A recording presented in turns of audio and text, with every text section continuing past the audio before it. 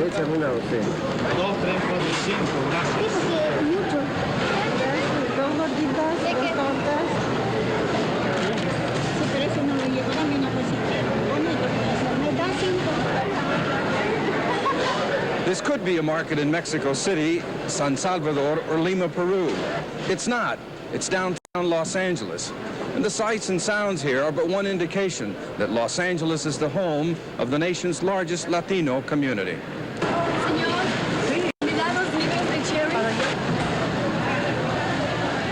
The statistics may surprise you. According to the 1980 census, 1 out of every 3 people in Los Angeles County is Hispanic.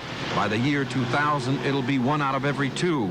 In a few decades, they will be the majority, and worldwide, only Mexico City has more Hispanics than Los Angeles, an explosion that has more and more experts talking about it. It has not been a great force in the past. It is growing every election, and I would assume by the time we get to 1990 and beyond, it will be the major ethnic force in California politics.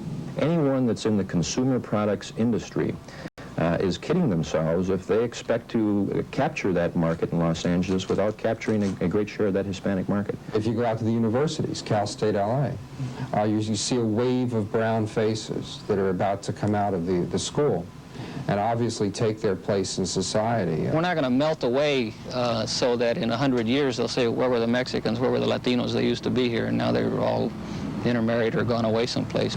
All told, in Los Angeles County, there are more than 2 million Latinos, and that doesn't count another 1 million undocumented aliens. The Hispanic growth has been so remarkable that in only 3 decades, it has grown from 7% of Los Angeles County's population to almost 30%. In contrast, the white Anglo population has decreased during the same period from 86% to 49%. It is also interesting to note where Latinos live in Los Angeles County. In 1950, they were concentrated primarily in the central eastern section of the city. Today, Latino communities are found throughout the county, from Long Beach to the San Fernando Valley and from Malibu to San Dimas, dispelling the myth that Hispanics all live in poor barrios. You find about 30% living in high-income neighborhoods. And I'm talking about Pacific Palisades, the western end of the San Fernando Valley, the nice neighborhoods in Pasadena, San Marino, the Rolling Hills estates, that sort of thing. In addition, there are large concentrations of Hispanics in the neighboring counties of Orange, Ventura, Riverside, and San Bernardino. Although most of the Hispanics in the Los Angeles area are of Mexican ancestry, there are significant numbers of Latinos who have come from Central and South America and from the Caribbean nations. For example, I'm eating plátanos fritos and boliche asado, delicacies as good as you can find in Havana itself, but I'm eating them at a Cuban restaurant in the Pico Union area near downtown Los Angeles. These are hojaldras, a sweet cookie, very typically Guatemalan. I just bought them at a bakery on Hoover and 7th Street near downtown Los Angeles. The bakery is called El Quetzal, and it is the center of the Guatemalan community here in Los Angeles. And just a few blocks away is the heart of the Salvadoran community in Los Angeles, which numbers more than 200,000. Many of them come here to this Salvadoran restaurant to enjoy pupusas, their native food, a thick corn tortilla stuffed with beans, cheese, and pork. These influxes are nothing new in American history. The Latin immigrants are changing the fabric and lifestyle of Los Angeles in much the same way Jewish, Irish, Italian, and German immigrants influenced the cities in the East where they settled. Who are the Latinos? It is difficult to label them because racially they are a diverse group. And contrary to the stereotype, they are a mosaic of peoples. They are everything from a blonde-haired Cuban to a black from the Dominican Republic to a fair-complected Mexican-American to an olive-skinned mestizo, from Mexico, South, or Central America, to a red-haired Spaniard. Just as they are diverse, they also share 2 principal common ties. Most are Roman Catholic and speak Spanish. As their numbers and influence grows, Latinos are becoming the subject of extensive studies, from governmental agencies to private corporations. According to one study, the median Hispanic in Los Angeles earns $15,000 a year. That's $10,000 below the national average. Less than half complete high school, and less than 7% go on to college. However, the most significant statistic is that as a group, their birth rate is 6 times the national average, and the average age is only 22. Despite the low income and poor educational level, things are changing. Some Hispanics have already broken into the mainstream of our society, from medicine to politics, dispelling yet another myth. We find them occupying a wide range of prominent positions, from a state Supreme Court justice to a head of a multi-billion-dollar corporation to a renowned neurosurgeon to successful business people. In a way, it's only appropriate that Los Angeles should be the site of such a transformation. After all, Los Angeles was founded by 11 families sent here from Mexico to set up a colony more than 200 years ago. Those settlers brought with them heritage that goes back to the Spaniards, who traveled across the ocean to this continent long before the Pilgrims landed at Plymouth Rock. But those early settlers were also influenced by their Indian ancestors, the Mayans. That civilization not only mastered astronomy and mathematics, but it also had a genius for architecture. The Aztec civilization was also known for its scientific achievements. The Aztec calendar is a classic example of that brilliance. It is more accurate than the calendar that we use today. With those original Los Angeles settlers came a rich blend of cultures, knowledge, and traditions. Take, for example, the American cowboy mystique. It is directly descended from Mexico. The first cowboys in the United States were Mexicans when the West was part of Mexico. In fact, the word cowboy comes from the Spanish word vaquero. This rich Mexican rodeo tradition continues till this day. This is the championship competition of the annual professional Mexican cowboy tournament held this year in Los Angeles. Mexicans call it a charreada or rodeo. All of the rodeo events were introduced into our Southwest by those original vaqueros. 7 teams made it to the finals, 5 from Mexico and 2 from California. And when the dust settled, the 1982 champions were the vaqueros from Los Angeles County. That heritage has left its imprint on the Southwest, California, and Los Angeles, and will continue in the future.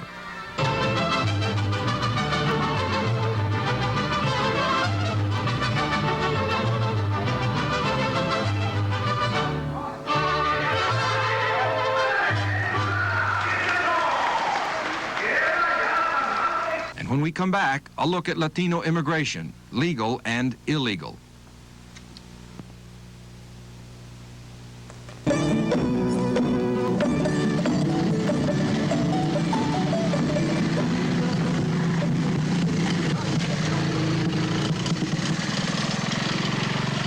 This is the latest method being used by the Immigration Service in its attempt to round up undocumented aliens.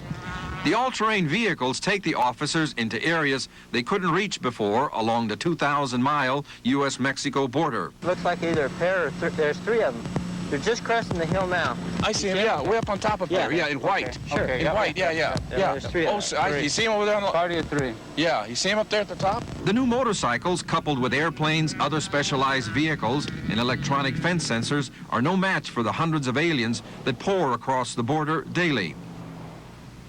This is the San Isidro-Tijuana International Border Crossing Station near San Diego, where the legal traffic flows. But just a few miles away, we found this unusual scene where a massive group of aliens has just crossed illegally into the United States. Our camera, positioned on the Mexican side of the border, captured these aliens huddled in small groups. Altogether, they numbered several hundred. They're waiting for the exact moment when the Border Patrol changes shift and for nightfall. Under the cover of darkness, they know many will make it through, most ending up in the Los Angeles area. There are no true statistics, but the Immigration Service estimates that between 4 to 10 million undocumented aliens live in the United States. But not all of the crossings take place at night. This is the international border separating Mexico and the United States near Tijuana. This is what's left of the international fence dividing the two countries, and at this particular point, crossing into the United States is just a matter of stepping right over the international line. In fact, it's so easy that for the youngsters of some Tijuana barrios, border crossing is literally a game. The shanties where they live are in Mexico, but their playing field is just across the border in U.S. territory. But this man is playing a far more serious game. He has just crossed that same field, seeking a better life. To employers, he is a prize, As a worker, he comes cheap and is willing to work hard at any menial job he can get. In this exclusive footage, we went along with some of the aliens just to see how the Underground Railroad traffics human bodies into the United States. It is surprising to find out how well organized the smuggling of aliens has become. We, like the aliens who are trying to cross into the United States, made contact with smugglers, or coyotes as they are called. This little way station is where many of the aliens, or pollos as they are referred to, enjoy their last meal before they are led across by smugglers.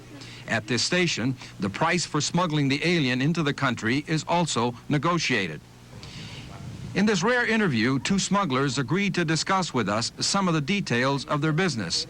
They said that the cost runs from $100 to $1,000 per person, depending where they want to go. For example, a short trip to San Diego is $100, but an escort to a predetermined location in the Los Angeles area can run as high as $500. Longer trips to Chicago and New York are well over $1,000. It's an incredible amount of money for poor people to pay, and often families will sell many of their belongings or save for years just to get one member into the United States. And all too often, many of the aliens are robbed by smugglers as they are about to cross into the United States. The coyotes say they smuggle Mexicans as well as people from Central and South America. This elderly man had traveled over 1,000 miles from deep in the interior of Mexico. He sat down for a short rest after having been escorted into the United States by the smugglers. The Border Patrol also uses helicopters to keep a close watch on the aliens and the smugglers. Once nightfall comes, the aliens scamper along the trails into the hills that lead into the United States, and the Border Patrol agents will only be able to capture a small percentage. By daybreak, many of the aliens we followed had slipped through the Border Patrol dragnet, but by the next morning, scores had been captured. These arrested aliens are completing the cycle, which is repeated by thousands of aliens daily along the U.S.-Mexico border. They were arrested in the Southern California area, and now they are being deported back to Mexico at the Tijuana border crossing. While the majority of them are males in their late teens and 20s, more and more females, including children, are being rounded up. We went to one of the poorest sections of Tijuana to find out why hundreds of thousands of Mexicans cross into the United States each year. The answers are simple: an exploding population and 60% unemployment, which has gone even higher since the recent devaluation of the peso. Add to that a devastating inflation rate of more than 50%. Thousands of Mexicans are streaming into the United States after losing their jobs as the effects of the peso devaluation become more widespread. The economic recession, undocumented aliens, and high unemployment are problems of great concern to the Mexican government. The perception of the United States public of the Mexican immigration varies depending on the health of the economy of the United States. In periods of expansion of the United States economy, particularly in the Southwest, what you have is an attraction of the Mexican immigration. In periods of recession, what you have is the opposite, that is a rejection of this population. Not only Mexicans come across this field, but people from Central and South America and the Caribbean as well. What was once a trickle has now become a flood. Thousands of Cubans fleeing communism in crowded boats have made their way to the United States, and as many as 50,000 have settled in Los Angeles.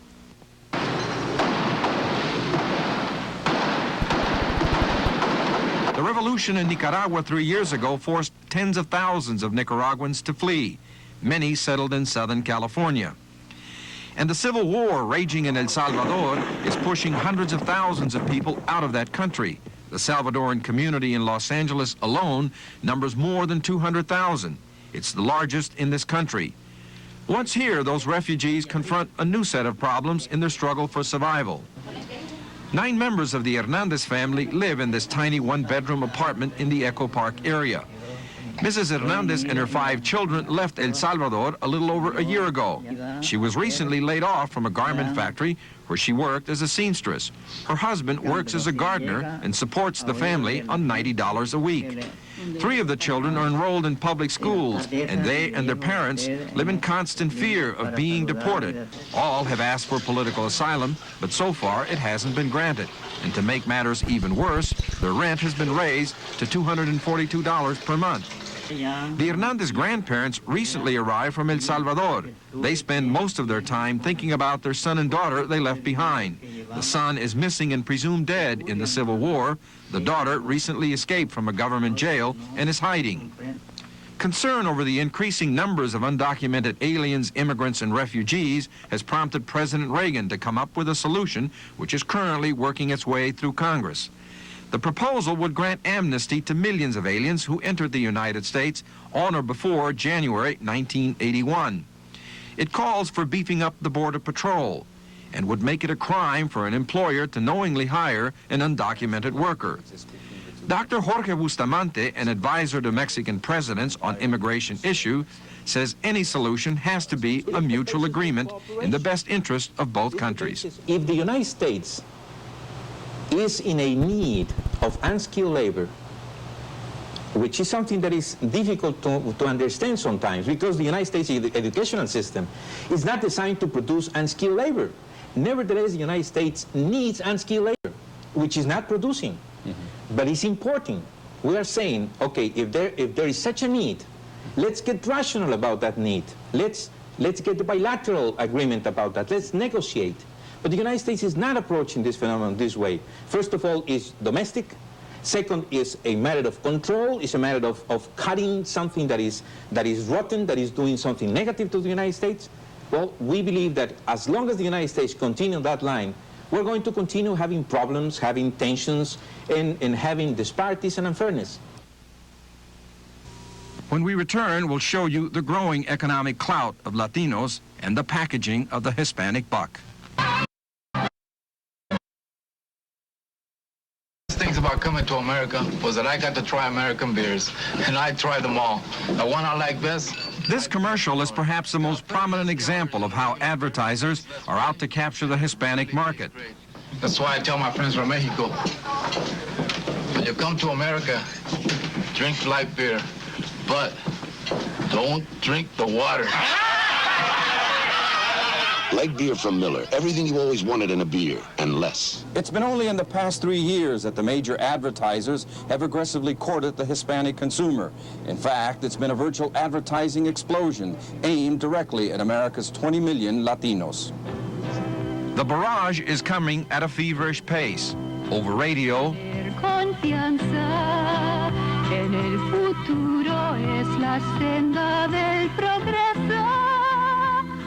in magazines, in newspapers, outdoor advertising, and especially over television. Chevrolet lo llama Camaro. Hay personas que ignoran las manchas de la piel causadas por la edad o el embarazo. Vienen todas deletreando la palabra pizza. Why such a well-planned attack? The answer is very simple: money. Recent studies show that the Hispanic market has a purchasing power of more than $60 billion a year. Simply, they're a very, very large and important part of the community, a community that is growing faster than their counterparts, the Anglo community as an example. Their purchasing power is such that they just can't be ignored. The business community is out to make profit and survive. And we say, okay, where are our markets? And you're certainly not going to ignore 25% or whatever it is of a market just because it's a different language spoken. That market research shows that Hispanics are prime consumers in several areas. For example, Latinos consume 1.5 times as much beer as the rest of the population. And no small wonder that beer companies are at the forefront of the Hispanic ad blitz. And with jalapeno peppers, the best thing about light is it's cold. We don't feel that we can be #1 in the Los Angeles area unless we have a segment of that Hispanic market. A recent study here in Los Angeles shows that the Latino family outspends whites at the grocery store on an average of $10 a week, outspends blacks by $6, and Asian families by $13 a week. They are more loyal, if you will, again using the Anglo as a comparison, more loyal than their Anglo counterparts. Once that they enter a brand franchise and they are convinced that the product performs and there's a certain degree of satisfaction, they are less likely to change than the Anglo. Now, the most important thing is when he says the word Sankis. That's when Sankis should appear here. So, okay, I like that scene. This is some of this. This is a planning session of the Hispanic division of Foot Cone and Belding, the biggest advertising company on the West Coast. Like so many other major advertisers, they had to set up a special unit to deal with the ever-expanding Latino market. They've been highly successful with a wide range of products, from beer to donuts. And now their next target is oranges. Perfect, perfect.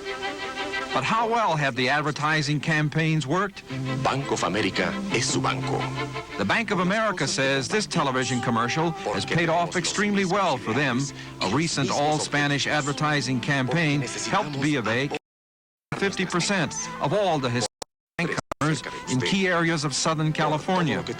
And Pepsi-Cola has just announced a multi-million-dollar nationwide campaign to try to lure away a large segment of the Hispanic soft drink customers from Coca-Cola. And there are even businessmen trying to get a slice of Hispanic soda pop customers, customers who outdrink their Anglo counterparts 3-1.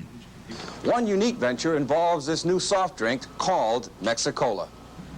Although distribution of Mexicola is limited to small stores throughout California, backers of the soft drink are gambling that Hispanics will buy a soda specifically designed for them. A major Mexicola advertising campaign is being planned for this coming spring. And backers of Mexicola say that once it gains popularity with Latinos, it'll spill over to the general public. 19 minutos para las 3 de la tarde después de escuchar este popurrí con la orquesta Cababi tenemos The advertising boom has also helped to expand the Spanish language media, like this radio station in Rancho Cucamonga. We've gone from serving just mom and pop businesses, the local restaurant, the local supermarket, to serving some of the biggest and most sophisticated corporations in the country. What does that tell you? It tells me that somebody in the marketing department finally figured out that Hispanics walk, talk, eat, and consume just like everybody else, and that we're not an oddity, that we're part of this country, and that it's worth their while to send their messages to us. Radio 15 is unusual in another way. It is the only Spanish language radio station in California owned and operated by Hispanics. Tommy Castro got his master's degree at Harvard University, but returned to California to set up his business with and for his people. Spanish language television has also exploded in the last several years. For example, Spanish International Network has 184 affiliates in the United States, including KMEX Channel 34 in Los Angeles. Overall, Spanish International Network reaches 30 million American homes daily. En el colegio jugábamos a esto. Yo no lo hacía muy bien. Superman, sabía que eras tú. The American movie industry has also gone after the Hispanic buck in a big way. The movie Superman 2 was the first major movie released in Spanish and English simultaneously, and it was an instant success. It'll be the first of many because in the first month it grossed $250,000 in a few Spanish-only theaters in New York and Los Angeles. Creo que lo llamaré Bambi. ¿Bambi? And the Spanish dub of the classic movie Bambi made $1 million in Los Angeles this summer. Bambi, the Walt Disney. Amid the battle for the Hispanic dollar is the struggle by Latinos themselves to succeed economically. And no better example can be found than here at La Villa Tasco restaurant in the Hollywood area. Vicky and Ernie Tamayo own a chain of 10 restaurants and the Pollo de Oro fast food outlet. Their net worth is estimated into the millions of dollars, but they weren't always that well off. I had a job as a wedding and fender man when we first started, and I would work from 8 to 5 in the afternoon, and from 5 on till midnight, 4 o'clock in the morning, I'd take care of the restaurant. I was very, very young when I got married, and I didn't speak any English at all, so I used to work for the garment business. That was the only thing I could do, and we have to thank this country for giving us the opportunity to grow. I came very, very, very young. my parents very poor. My parents brought me here looking for a future. And whoever think bad about this country, they're wrong. They give us the break. We need it. When we come back, a look at the stereotyping of Latinos in movies, television, and on the news.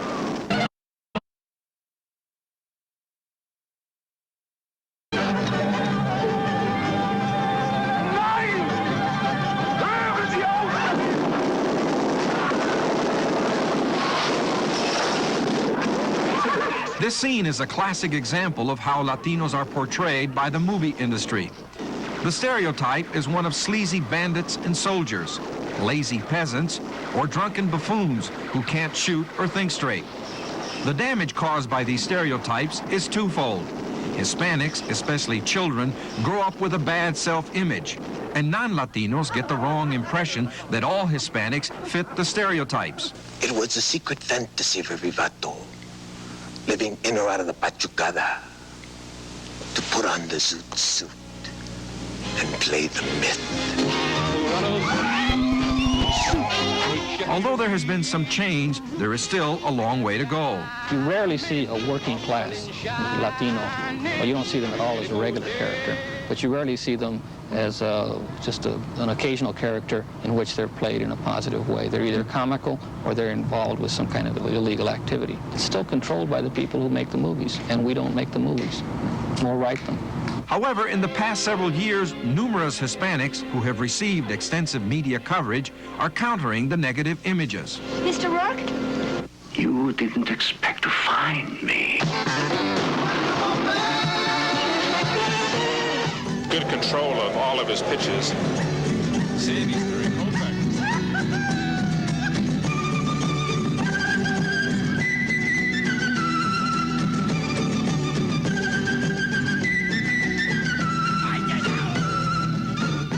However, hard news coverage of Latinos has come under increasing attack.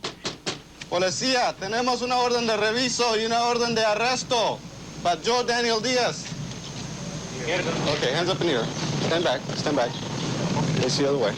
Critics say that all too often, news reports focus on Latino gang activities, crime, and the undocumented alien issue. This, too, tends to reinforce the negative stereotypes. I call those problem people stories because they focus on us as problems. We're either people beset by problems or causing problems for those in the society. Not all of our young people are involved with gang activities, and not all of our people are illegal. So there's a wide range of activities that you just don't see in the media. And those aspects, which are really what goes on day to day in our community, still make us the invisible minority. We're still packaged through Anglo eyes. Newspapers are also guilty of contributing to the negative stereotypes of Hispanics. Critics say that one reason is that there are few Latinos in the print media. A recent survey showed that Hispanics make up 1% of editors and reporters on newspaper staffs across the country. And ironically, the first American newspaper, El Mississippi, printed in 1635, was all Spanish. But one area of television where those negative images are rapidly disappearing is in commercials. Researchers say this advertising change is due to the fact that Hispanic economic clout is growing. As more and more advertisers go after the $60 billion Hispanic market, they don't want to offend the nation's 20 million Latinos. And gone are the days when a major corporation will use an offensive Frito Bandido ad to sell its products. This clip from the old Zorro serial illustrates yet another area of concern. Even though the subject matter pertained to Latinos, non-Hispanics always played the leading roles. Zorro himself, known as Don Diego in the series, was an Anglo. Zorro! And the señoritas were also non-Latino, a pattern that continues today. Seems we are destined to meet again. Sorry, we did not get a chance to dance. Perhaps next time. While the movies were showing Hispanics as shiftless, lazy cowards, the reality is an entirely different picture, seldom seen by the general public. Sergeant Benavides' gallant choice to join voluntarily his comrades who were in critical straits, to expose himself constantly to withering enemy fire, and his refusal to be stopped despite numerous severe wounds saved the lives of at least 8 men. Master Sergeant Roy Benavides is the last American to have received the Congressional Medal of Honor. Benavides is the 37th Latino to receive this country's highest honor. No other ethnic group has been so decorated for extraordinary courage. Sergeant Benavides, a nation grateful to you and to all your comrades living and dead, awards you its highest symbol of gratitude for service above and beyond the call of duty, the Congressional Medal of Honor.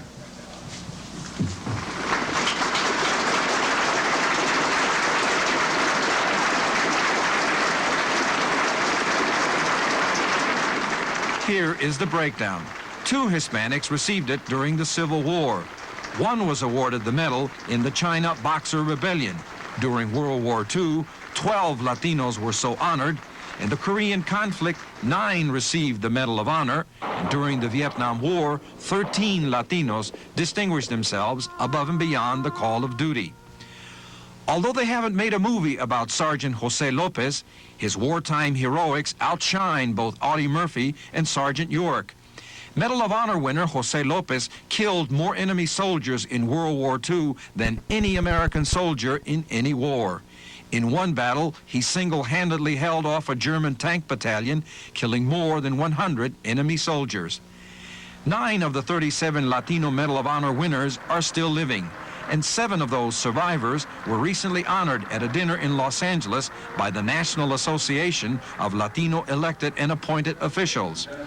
Despite their outstanding heroics, this dinner is the only formal recognition ever given them, and some critics say the failure to recognize them is deeply rooted in stereotyping.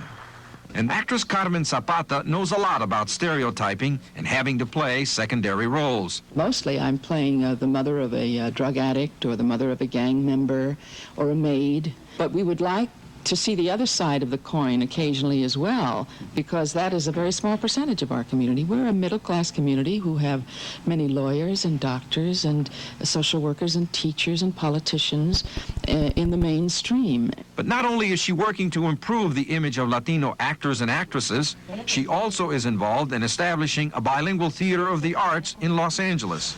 Tú sabes mejor que yo que no la quiere. Lo sé. Lo sabes porque lo has visto. Que me quiere a mí. ¿Sí? He wants me. He wants me. Stick a knife in my heart if you want. This is a rehearsal for the play The House of Bernarda Alba. The actresses are Hispanic. It's a world-renowned play, except in this country. It was written by the Spanish playwright Federico Garcia Lorca and had never been translated into English until now.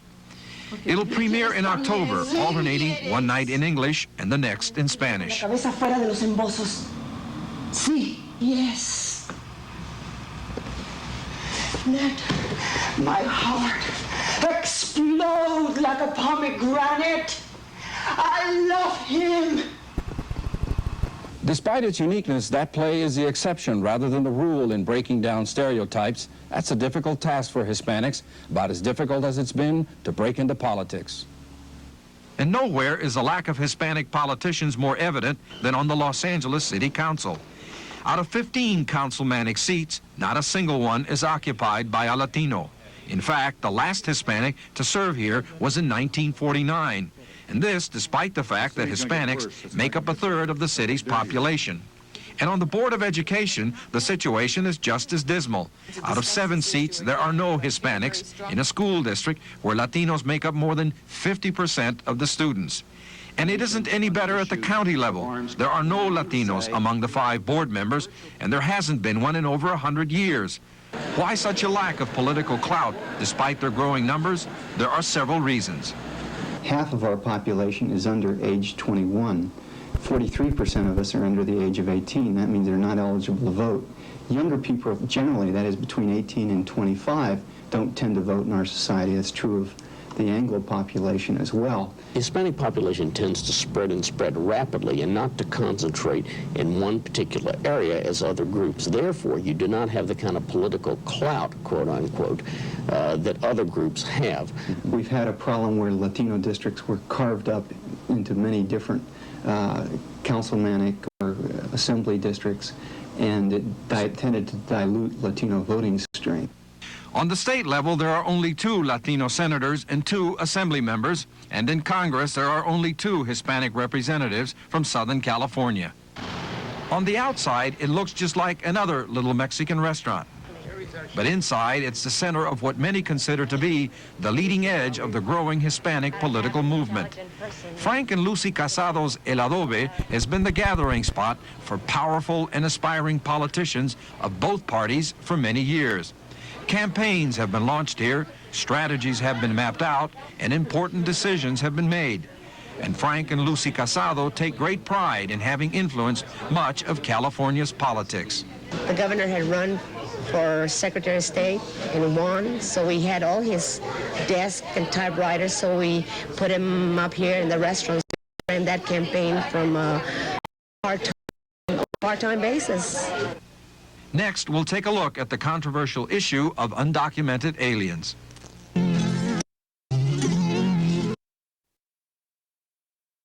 Are these suspected undocumented aliens taking jobs away from U.S. citizens? That's one of the crucial questions many are asking, and that's the reason more than 1,000 aliens were arrested in Los Angeles by the Immigration Service in a series of raids earlier this year. About half were deported to Mexico, but many had a legal basis to stay here. And according to a recent study, 80% of those arrested are back at their jobs. This sign indicates a concern that undocumented aliens are depriving legal residents of employment. The organization behind the campaign is concerned with the high unemployment, especially among the youth. Many of the jobs that unskilled youngsters used to be able to have, like car wash jobs and hotel jobs and busboy jobs, they no longer are available to them because they are now taken up by immigrants. However, officials of this furniture manufacturing firm, rated by the Immigration Service, disagrees with just who wants these jobs. We find it very difficult to have anyone except a Spanish-speaking person enjoy the jobs here. What do you mean by that? We've tried many times to hire the Anglo-Saxon, the black, the Vietnamese, and they work a day or two and they say it's too hard for them, but the Mexican boys are hard workers and they love the work. 4-year-old Haiti Garcia doesn't know it, but she and her family are the center of this growing controversy. The Garcia family entered this country illegally more than a year ago, and in many ways they typify the plight of hundreds of thousands of undocumented aliens living in the Los Angeles area. The Garcias are resented by many because they are perceived to be burdens on the rest of society. They're accused of being on welfare. They're not. Like so many other aliens, they don't apply for tax-supported services for fear of being deported. Supervisor Pete Shabaram is concerned over the strain undocumented aliens place on the county's tax-supported services. I think it can be clearly demonstrated that the local taxpayer, which finances Los Angeles County government, bears the burden of the services rendered to the illegal or undocumented alien. Several studies, like this one by Dr. Wayne Cornelius, an immigration expert, disagree. They show that undocumented aliens not only pay more than their fair share of taxes as consumers and renters, but also underutilize taxpayer services. But do the Garcias and others like them take jobs legal citizens want? More often than not, they fill menial, unskilled temporary jobs, and usually below the minimum wage. And several governmental agencies have documented numerous incidents of aliens being exploited by unscrupulous employers. Another area of concern is the rapid decay of our inner city, where large numbers of undocumented aliens live. 9 members of the Garcia family live in this 2-room shack. They pay $250 a month, and that doesn't include utilities. And if they complain, they know they might be turned in to authorities. The rundown conditions with the plumbing, roof, and windows in bad need of repair is typical of the only kind of housing aliens can find. Aliens are also suspected of contributing to crime. However, study after study shows they are for the most part law-abiding people. In fact, in some inner-city areas where they live, crime has decreased. The resentment and suspicion about undocumented aliens and their uncontrolled numbers is reaching a boiling point, and a possible solution is currently working its way through Congress. There is growing concern that the civil wars in Central America could easily spread into Mexico. And experts in the United States are now saying that if Mexico's unemployed masses aren't allowed to enter this country, we could have a fire in our own backyard. The domino theory makes some sense. We know that conflict is being transmitted, revolutionary conflict, it's being transmitted much more easily than ever before from Nicaragua into El Salvador, potentially into Honduras, probably into Guatemala, and could spill over into Mexico. Experts agree that Mexico's gas and oil will also play a crucial role in the forming of our new immigration policy. A big fear is that Mexico's oil fields could come under communist control. In addition, Mexico is not only an important energy source, but is an important consumer of U.S. products. Only Japan and Canada buy more from us. And just as major American corporations are concerned about selling to Mexico, more and more U.S. firms are becoming interested in the large number of Hispanics in this country. Some of those companies are even promoting Latinos to key high-level positions. Manny Sanchez, Vice President and Chief Operating Officer of Blue Cross, is an example of Hispanic strength beginning to show up at the executive level of corporate America. Sanchez is the highest-ranking Mexican-American heading a private major corporation. In addition to running a $5 billion firm, he has been appointed to commissions by mayors, governors, and presidents. In this society, given the current demographics of what's going on in the state of California, all the institutions at all levels, at all grades, are going to have to reflect the basic demographics of the state, for better, for worse. It makes good business sense and it makes good social sense.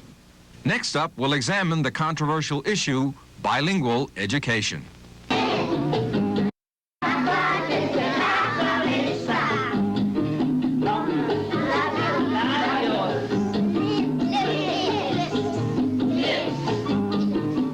Perhaps the most controversial issue surrounding Latinos in this country involves bilingual and bicultural education. As a group, they are asking for something no other minority or immigrant group has ever asked for: official recognition of another language and culture. Latinos want Spanish as well as English taught in the public schools because they don't want to lose their ethnic identity. Studies show that Hispanics in California are already overwhelmingly bilingual. 80% speak and read English and 90% speak Spanish. And just what does bilingual bicultural education mean to a Hispanic youngster? What it's saying, because of the bilingual emphasis, is that you don't have to throw away one side of yourself. You can still integrate the two, and you can enter an English-speaking world and still hold on to your heritage and your Spanish-speaking part, because wrapped in language is culture. Nevertheless, bilingual education remains one of the most controversial issues. If you come to America, you want to be an American and should become part of this great melting pot that is America. As a consequence, my view has been that bilingual education is not an appropriate function for government to support. Oh, that's a nice 19th century thought that I don't think has been valid for a long time, certainly not since 1955 or 1960. And I don't think the Latinos are asking for anything else other than the other ethnic groups did. But I think what the Latino has done has entered at last, maybe along with women, in saying we're going to be full participants. And I don't think they're asking for anything less. It's just that they've come at a very good time to demand with a stronger voice. And then in the Southwest, they have a very interesting argument. They were here ahead of us. The reason bilingual education is such an important issue with Hispanics is their alarming dropout rate. Only 44% finish high school and less than 7% complete college. Hispanics complain that all too often they are counseled and directed to low-level careers by their school advisors. When Lionel Ballesteros was a high school youngster, he was advised to become an auto mechanic. He didn't take the advice, and today Dr. Ballesteros is a member of the State Dental Board of Examiners. He teaches at USC's dental school and helps set up dental schools at several Mexican universities. And I could see the need, especially the need for a Hispanic bilingual dentist in the community. In high school, Luis Reese was discouraged by counselors from pursuing arts and entertainment as a career, but he didn't listen to their advice. Today, he is a highly respected television producer who has won numerous awards, including 4 Emmys, for his shows in English and Spanish.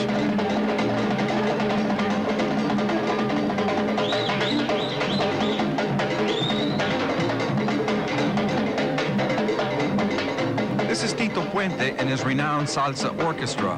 Puente is internationally famous but has never appeared in concert on American television. However, Luis Reese is producing a national special that will air in November on public television, which will include Tito Puente, Jose Feliciano, Ray Barreto, and Tierra.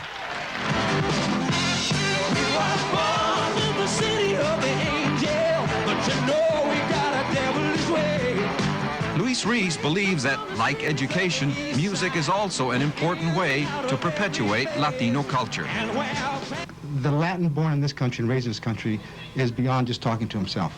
I think they want to talk to all of the United States, all the population here, as well as talk to the world. I mean, anywhere from literature to motion picture to television production to anywhere in the arts and the humanities. It's a universal language that we're talking. Eddie Zapanta was advised by his high school counselors to take up woodshop rather than an academic curriculum because he was good with his hands. Little did they know. Today, Dr. Zapanta is a renowned neurosurgeon whose advice and expertise is sought around the world. He first set up his practice in Los Angeles' exclusive Mid-Wilshire district. His practice was financially rewarding, but he wasn't personally satisfied, so he returned to the East LA barrio where he grew up and built a medical clinic. Here I am in Monterey Park, practicing a super specialty of neurosurgery, and essentially 2 miles from where I was raised on Brooklyn Avenue. It really does give one a sense of accomplishment, a sense of arriving or achieving the impossible dream for me. Those impossible dreams will become true for more and more Hispanics, if only because of these surprising statistics. 1 out of 3 persons in Los Angeles County is Hispanic, and by the year 2000, they'll be the majority. And all experts agree they'll have a profound impact on our future society. Thanks for watching, and good evening.